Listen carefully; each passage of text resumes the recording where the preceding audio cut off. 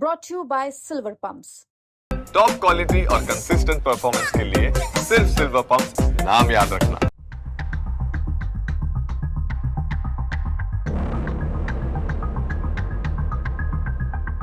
हिसार में डीजे को लेकर हुए विवाद में जान गंवाने वाले युवक गणेश का आज 10 दिन बाद अंतिम संस्कार होगा। लेकिन इससे पहले अब यह मामला धीरे धीरे तूल पकड़ लिया है। अब इस मामले में राजनीतिक दलों की भी एंट्री हो गई है।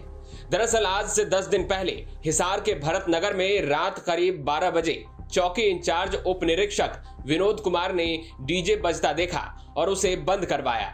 लेकिन शुभम और शिवा ने इसका विरोध किया और झगड़ा करने लगे, जिसके बाद हालात बिगड़ने लगी और नई सब्जी मंडी चौकी इंचार्ज महेंद्र को मौके पर बुलाया गया।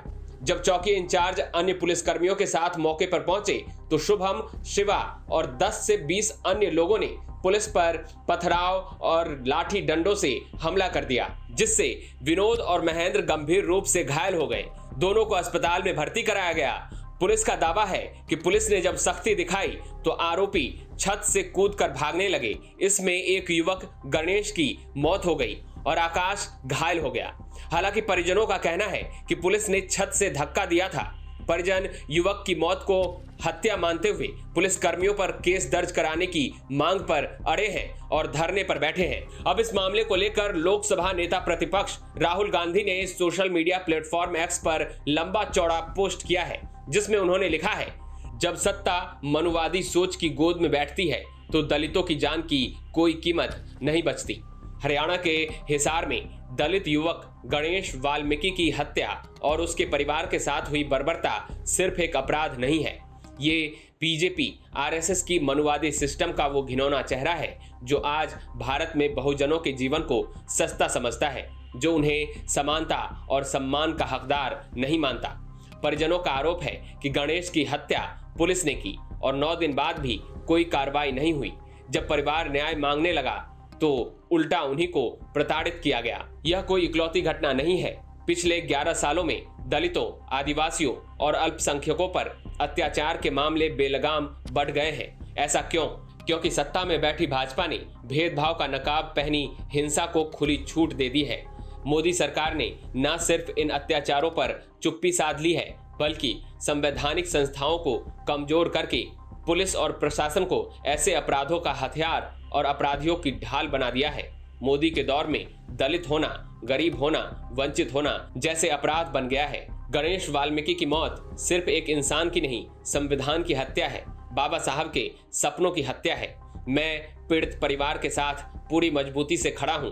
ये सिर्फ एक परिवार के इंसाफ की लड़ाई नहीं, ये सामाजिक न्याय और भारत की आत्मा की लड़ाई है। दोषियों पर तत्काल सख्त कार्रवाई हो, यही न्यूनतम न्याय है। वहीं दूसरी तरफ पंजाब के पूर्व मुख्यमंत्री चरणजीत सिंह चन्नी मृतक गणेश के परिजनों से मिले। साथ ही उन्होंने अस्पताल में घायल युवक से भी मुलाकात की। इसके बाद उन्होंने मीडिया से बात करते हुए परिवार के साथ अत्याचार होने की बात कही। साथ ही उन्होंने कहा कि युवक को पीट पीट कर मारा गया है। अंत में अब आप चरणजीत सिंह चन्नी का ये पूरा बयान सुनिए। मैं यहाँ पीड़ित परिवार के साथ पास आया हूँ और इतना निर्दयी तरीके से मारा गया है। बहू बेटियों बच्चों को तो मारा ही गया। एक लड़का अभी जिससे मैं मिला उसको मकान के ऊपर से गिरा दिया और सिर में यहाँ उसके इतना बड़ा घाव है जहाँ लठ मारी है और उसकी रीढ़ की हड्डी टूटी हुई है और एक लात टूटी हुई है। एक लड़का जो गणेश वो मर ही गया है, जान से ही मार गया है। इतना बड़ा अत्याचार यहाँ हुआ है और सरकार जो है अत्याचार करने वाले पुलिस वालों की मदद कर रही है। उल्टा इनके ऊपर पर्चा दर्ज किया गया है। बहुत ही निर्दयी तरीके से उन लोगों ने आकर पूरे मोहल्ले को घेर कर मारा है। मैं तो हैरान हूँ कि ऐसे भी मुख्यमंत्री या सरकारें हो सकती हैं कि गरीब अगर अपने घर में जन्मदिन मनाता है तो उसको इकट्ठे करके पूरे मोहल्ले को पीट पीट के मारा गया और नौजवानों की हत्या भी हुई और नौजवान बुरी तरह फट्टड़ भी हुए हैं। मैं फिर कहता हूं सरकार इस पे कार्रवाई करे और उन पुलिस वालों को पर्चा दर्ज करे और इसकी इंक्वायरी सीबीआई को जाए। इनसे कोई उम्मीद नहीं है इस सरकार से। हम लड़ेंगे, हाई कोर्ट भी जाएंगे ताकि ये जो इंक्वायरी है सीबीआई करे और जो पुलिस वाले हैं उनको सजा दिला के रहेंगे। राहुल गांधी जी ने ट्वीट किया है, वो आएंगे क्या समर्थन देने? राहुल गांधी जी का ट्वीट और मेरा आना उनका समर्थन है और पार्लियामेंट में हम इसकी बात भी करेंगे। पूरी निडरता से, दृढ़ता से इस मुद्दे को देश में उठाया जाएगा। जब तक इंसाफ नहीं मिलेगा हम चुप नहीं रहेंगे।